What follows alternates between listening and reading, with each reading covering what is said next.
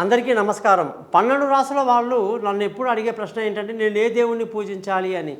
అసలు అందులో చాలా పెద్ద సమస్యాత్మకమైన ప్రశ్న అండి ఇది. ఎందుకంటే కొన్నిసార్లు లగ్నాన్ని బట్టి మనం ఏ దేవుణ్ణి పూజించాలో ఉంటుంది. రాశిని బట్టి ఏ దేవుణ్ణి పూజించాలి, నక్షత్రాన్ని బట్టి ఏ దేవుణ్ణి పూజించాలి, దశని బట్టి ఏ దేవుణ్ణి పూజించాలి, ఇవన్నీ కూడా మనకి జ్యోతిష శాస్త్రంలో క్లియర్గా రాసిపెట్టి ఉంటుందండి. అయితే జనరల్గా మనం తీసుకుంటే మేషరాశి వాళ్ళందరూ కూడా చక్కగా సుబ్రహ్మణ్య స్వామి లేదా నరసింహస్వామి, ఆంజనేయ స్వామి ఆరాధన చేసుకోవటం చాలా మేలు కలిగిస్తుంది. అలాగే వృషభ రాశి వాళ్ళందరూ కూడా లక్ష్మీ అమ్మవారి మంత్రాలు, శ్రీ సూక్తం, కనకదార స్తోత్రం, మహాలక్ష్మి అష్టకం లాంటివి చదువుకోవటం చాలా మేలు కలిగిస్తుంది.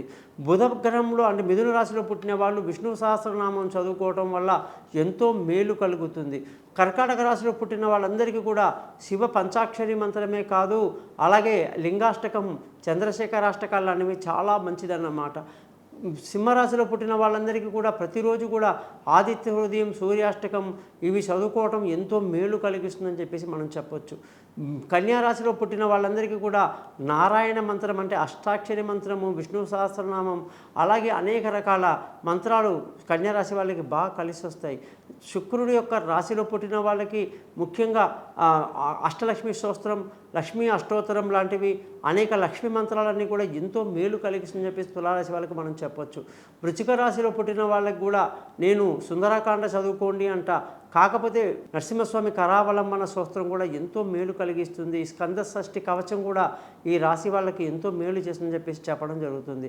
గురువు యొక్క రాశిలో పుట్టి గురువు యొక్క ధనుసు రాశిలో పుట్టిన వాళ్ళందరికీ కూడా చక్కటి దత్తాత్రేయ స్వామి యొక్క వ్రతాలు కానివ్వండి, లేదా నచ్చిన రాఘవేంద్ర స్వామి యొక్క మధ్వాచార్య వాళ్ళది మంత్రాలు చదువుకోవటం వల్ల కానీ, కృష్ణం మందే జగద్గురుం అని చెప్పి కృష్ణుడి యొక్క మంత్రాలు చదువుకునే వాళ్ళు, ఈ విధంగా సుందరకాండ చదివే వాళ్ళు కూడా ధనుసు రాశిలో మనకు కనపరుస్తుంటారు.